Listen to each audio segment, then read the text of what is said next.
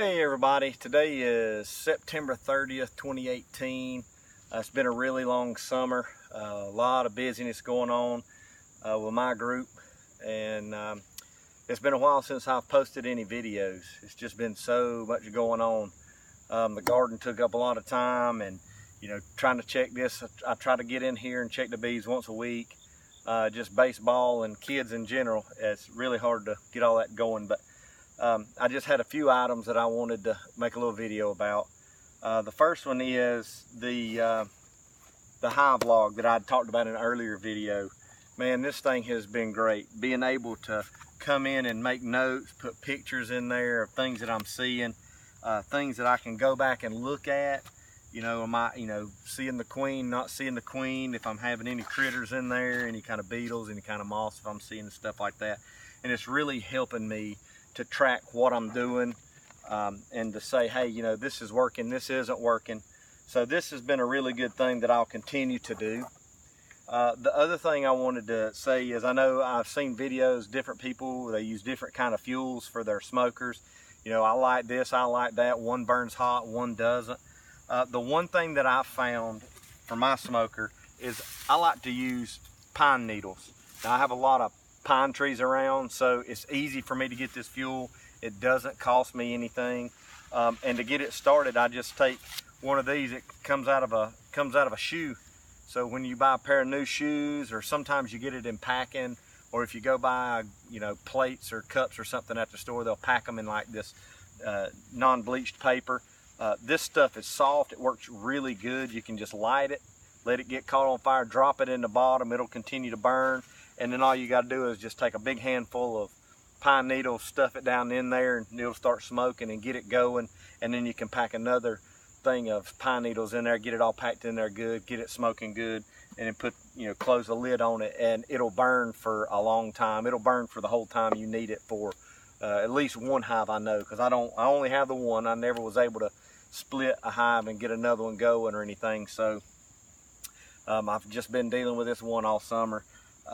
But the last thing I wanted to show was, I had talked about my bottom that I use, and I used a screen bottom, and then when my screen bottom, I just made a sliding drawer on it, and I've got a tray with lime in it, and it works great. I'm able to see if there's hive beetles in there, because the bees will run them right through the floor. It's 1/8 hardware cloth, and the beetles can go through it. I see them in here, they get down in this lime, and it's a done deal for them. I don't have to worry about them anymore, and I can go through and count, I'm seeing this, and then track it that way. And then I'll slide the board out and look underneath, and to see if I see any that's just kind of hanging out on the side, and I can smush them, because a lot of times those bees keep them down there and they can't run back up in there. So it makes it a real easy way to track the hive beetles.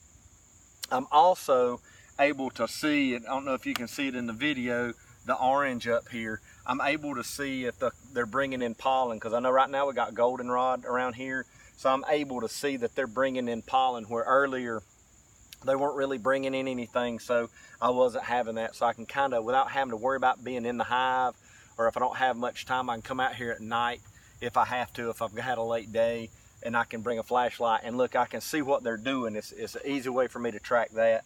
And I can also see if we're getting new hatch out, because I can see the cappings where they'll drop through the screen. But I just kind of rake it with a stick. I like to put little, I call them garden rows in there.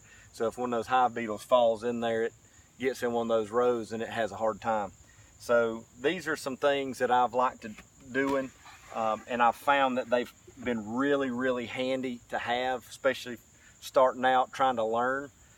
It's made it a lot easier. The other thing with these, I've got them on this one too, so you can see that one's a new tray since I don't have any bees in here. It's nice and clean lime, so I use lime. I just get a bag from Tractor Supply and use that. The one thing about it, with all the hurricane that came through and all the weather we've had and the rain just in general, which we've had some very big storms coming through, I've not had any problem with mine leaking water. And a lot of water getting in. It stayed really dry, and I've noticed that, with these holes, and I got vents up top on mine, it's made it really nice, and I know I'm getting enough ventilation for my bees. And in the wintertime, I can just plug these holes with foam and if I need to open some for more ventilation or something, you know, just doesn't seem right, that gives me a way to make the holes bigger to get more ventilation, or close them off to where they have less ventilation. So these are some things that I've done this summer that I've talked about earlier, and they've had a really good impact on my beekeeping this summer.